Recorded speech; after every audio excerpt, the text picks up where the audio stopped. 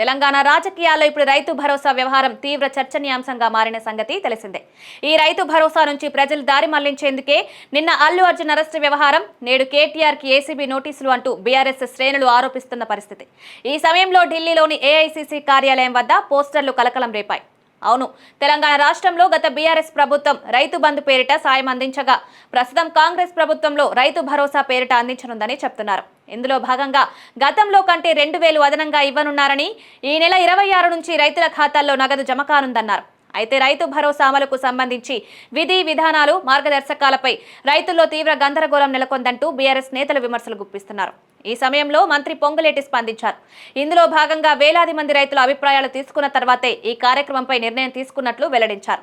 ఈ నేపథ్యంలోనే రైతులకు ఎకరానికి 12,000 రైతు భరోసా ఇవ్వాలని నిర్ణయించామన్నారు. వ్యవసాయ యోగ్యమైన ప్రతి ఎకరాకు ఈ పథకం ఇస్తామన్నారు. ఈ క్రమంలోనే మాజీ ముఖ్యమంత్రి కేసీఆర్ కు కూడా రైతు భరోసా ఇస్తామన్నారు. ఈ సమయంలో ఢిల్లీలో ఏఐసీసీ కార్యాలయం వద్ద కొన్ని పోస్టర్లు కలకలం రేపాయి. ఢిల్లీలోని ఆల్ ఇండియా కాంగ్రెస్ కమిటీ కార్యాలయం వద్ద కాంగ్రెస్ రైతు భరోసా యూటర్న్ పేరిట పోస్టర్లు కలకలం రేపాయి. ఇందులో భాగంగా తెలంగాణకు వచ్చిన రాహుల్ గాంధీ వరంగల్ డిక్లరేషన్ పేరు మీద రైతులకు ఎకరానికి 15,000 చొప్పున ఇస్తామని ప్రకటించారని, కాంగ్రెస్ అధికారంలోకి వచ్చిన తర్వాత 2024లో ఒక్క రూపాయి విడుదల చేయలేదని పోస్టర్స్ వెలిశాయి. ఇదే సమయంలో సీఎం రేవంత్ యూటర్న్ తీసుకున్నారని, ఎకరాకు 12,000 ఇస్తామంటున్నారని అందులో రాసుకొచ్చారు. దీంతో ఈ పోస్టర్లు తీవ్ర కలకలం రేపాయి. వీటిని ఎవరు అతికించారనే విషయంపై కాంగ్రెస్ పార్టీ సీరియస్ గా దృష్టి సారించిందని తెలుస్తోంది.